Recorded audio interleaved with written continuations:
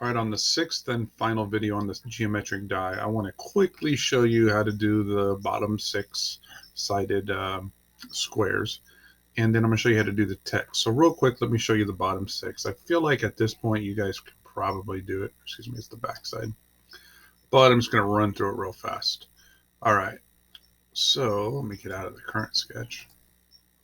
Start a sketch on the back side. I'm actually just going to create 3 to start with. I'm not paying attention to how big they are. I'm going to dimension this side according to the drawing, 3.63. And a bunch of different ways to do this. I am just going to use collinear. And say this side. All these sides have to be lined up, and I'm going to do the same thing with this side. Okay. Now I'm going to use the construction line to create some cross lines here. And there's a reason I'm doing that you'll see in a minute here.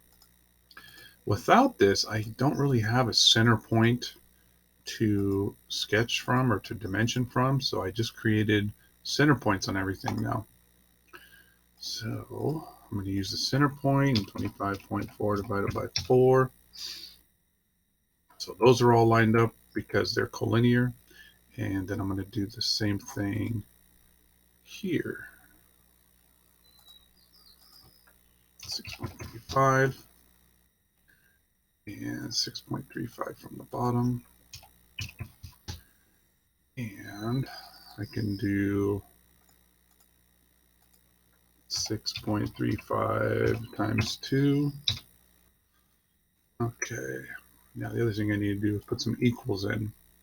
So this is dimensioned, and just make it the same as that. And I can do the same thing here. Should be able to work this way. Yep. All right.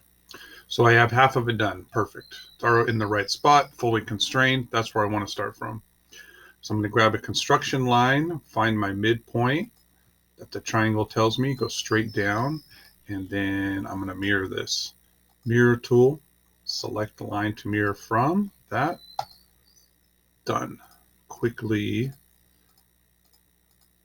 extrude these at minus 1.6, done.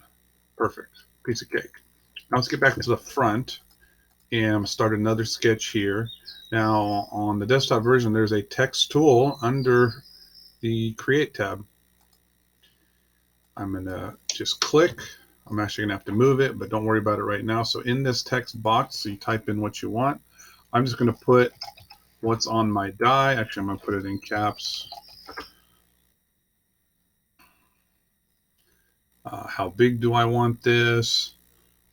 I need to make it at least like 6.5 millimeters for it to print out correctly.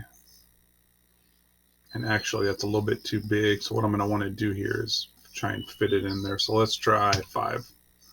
5 just fits. So I'm going to do that.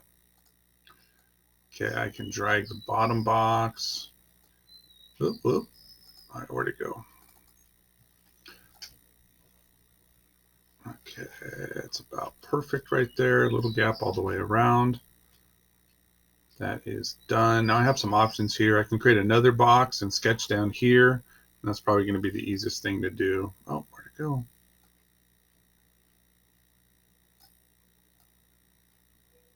Getting a little goofy on me. Easy fix. Make that horizontal. be horizontal. And shrink it so it's about the right size. Bottom box. Text can be a little interesting to play with sometimes, but once it's in the right place, all you do is you take your extrude tool, it highlights, you select it to your minus 1.6, and it should give you that cut preview, and it cut right into it. You can kind of zoom in and see it cut right into it. So ideally, we want to see at least a 6 millimeter height on this. But if you have a longer name, then a little bit smaller will work for our purposes. But if we were printing, it would need to be at least 6 millimeters.